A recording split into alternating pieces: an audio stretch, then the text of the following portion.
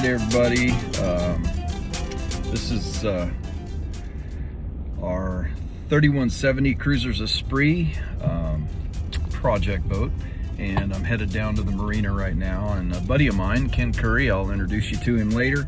A buddy of mine and I are going to start tearing this engine out. So this is a heck of a story, and I'm a little bit shamed and trying to figure out how to communicate what happened to this. It's a Starboard engine. It's a twin screw boat. It's a Crusader, 260 horsepower, V8.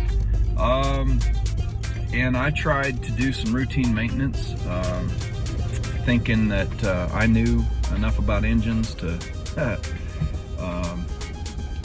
actually go ahead and do this. And I never stopped. I mean, I've rebuilt quite a few engines over the years, and motorcycles and snow machines, and I'm fairly mechanical. Grew up on boats in Alaska, but I did not stop to think about what if the heat or what if the exhaust elbows and the manifolds had deteriorated past a certain point. I never stopped to think. You know, you do all the YouTube videos, research, you do all the the studying, and just because you know how to tear an engine apart and put it back together doesn't mean that you don't need to stop and ask, hey, is this a good idea or not? And of course, there's a confidence level that you get when you start rebuilding some things, and so I didn't stop to think, hey, maybe this isn't a good idea. So there's a product out there, and it's not the product's fault. It's not anybody else's fault. It's totally my fault. It's called Barnacle Buster. It's a phenomenal product. They use it to clean AC lines, and they use it to clean, you run it through your raw water side of the engine. Does exactly what it's supposed to do, but and some of you that are out there, that are somewhat mechanically inclined, I'll accept your idiot comments, because man, I've been beating myself up with this one for quite a while. But of course, I hooked up the circulation loop, thinking that I was going to go ahead and clean out the exhaust risers and manifolds and the raw water side of the engine, thinking I'd be able to, because I knew they were running a little hot, and I'd be able to extend their life a little bit, clean the heat exchanger, all that kind of stuff. And so I right directly, circulated this stuff through the raw water side, and I never stopped to think, hey, this might not be a good idea, and it wasn't. So I filled the engine up. When the cam stops, you have wherever that cam stops, you've got cylinders that are partly open, fully open, some closed, intake and exhaust, and it's just the nature of the dynamics of the engine. And well, if you have a hole in your exhaust risers or your manifolds, then that's a direct access right into the intake, or the exhaust side of the engine. Of course, all that Barnacle Buster filled up and ran right down into the top of the pistons, and of course leaked past the cylinder walls and down, and pretty much filled up the engine. And all right, so the fluid levels in the engines were way high, and of course the engine was locked up, and so then I just went through a couple of months of I emptied it all out, and I pumped it out of the oil pan, opened up the spark plugs, and tried to break it free, poured some kerosene down on the top of the spark plug, see if I could break it free, and it's locked up solid. So yeah, I took a perfectly good running engine and trashed it. So I will accept all of the phenomenal comments that I would imagine are about to happen once I post this. This will be a video series on taking an engine out of a boat, breaking it down, taking it out, and it'll be an engine rebuild series. I have no idea how many episodes there's going to be, and I want to do a good job of kind of showing people how to break an engine down, and kind of the components of it.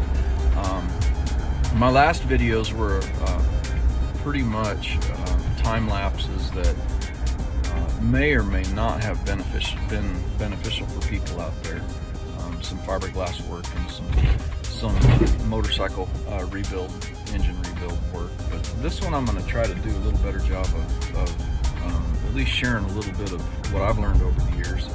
Again, I did grow up on commercial fishing boats out in Alaska, and we've owned quite a few boats, and so I'm super shamed and embarrassed to even have, to admit this to you.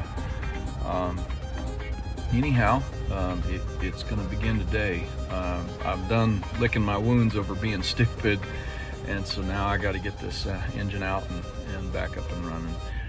We'll talk a little bit further about the plan. There's a couple of options that I'm going to try to consider as this thing comes apart and gets back together. We'll talk about that at a later time, and I hope it's beneficial, helpful, and again, for those people out there that are working on boats and things, don't make this mistake. You got to know the quality and status of your risers before you start circulating fluids through your engine. And anyways, wish us luck, and I'll introduce Kenny here in a little bit and talk to you later. All right, you guys. As I stated in the last video, I'm going to introduce you to Ken Curry. He's a buddy of mine from way back. Long history, I think. Well, not that long. We're still kind of young at heart.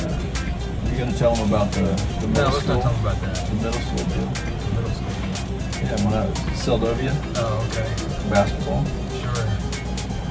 So we met, I was a sixth grader. I guess we were both sixth graders. Yeah. Playing on the middle school basketball teams back in Alaska because they just didn't have enough players. We happen to be the best players on the team anyways. But anyways. In our humble opinion. Yeah, there you go. And so I was in Seldovia. I lived in Seldovia, and Ken lived in Ninilchik at the time. Is that right? Mm-hmm. So Seldovia was playing Ninilchik up at a tournament up at Ninilchik, and Ken was guarding me. And so, this mean guy, of course I'm a sixth grader, this mean guy elbows me in the nose, eye. Probably both. I took a pretty big elbow to the face. And so, that year finished off, and then my family moved up to a small town called Soldotna, Alaska, and I walked into my first seventh grade year at Soldotna Middle School, and the first guy that I ran into was the guy that elbowed me in the face the year prior. And there's Ken. We've been fast friends ever since, and so we've got a ton of history, and over the years it's been fun to stay in contact. And Ken's a military guy. Tell him a little bit about your military. Just did 3 years with the Army and one deployment to Afghanistan, and it was kind of in and out and nothing too eventful for me, so I'm grateful for that. Yeah, so and of course we moved from Alaska to Texas. Ken and his family moved from from Alaska to, I think it was Washington, and that's where you were stationed, correct? Yeah. And so from Washington, we would make phone call and stay in touch, and over the years, and he ended up. I don't know if I talked you into it or you decided to it, or silly enough, he ended up here in Texas, and so we're both in the hill country of Texas, and we've done a fair bit of boating together over the years, water skiing and wakeboarding too. All of our kids enjoy that, and so we did a lot of maintenance on it was a 96 Taiga. 96 Taiga. We ran the smack out of that for a couple of years and ended up selling that one. And Ken was a big part of that project. And of course, I didn't video anything on that project, but so that brings us to this one. And Ken is going to help me, pull this engine out. And so you'll see both of us in and out and off and on. And I'll try to keep all of the adult cussing and swearing to a minimum because it's gonna be a show. But I just wanted to spend some time and introduce you to a good friend of mine, Ken Curry. Okay, this is after about 30 seconds of running Barnacle Buster through the exhaust system, the upper exhaust system, the raw water side. This is a heat exchange system, and so this is my setup. I've got my pump, the pump down in the bucket, down there, and I know that I don't have a leak in the system because when I'm pumping, the volume of the bucket doesn't go down, so it's recycling correctly.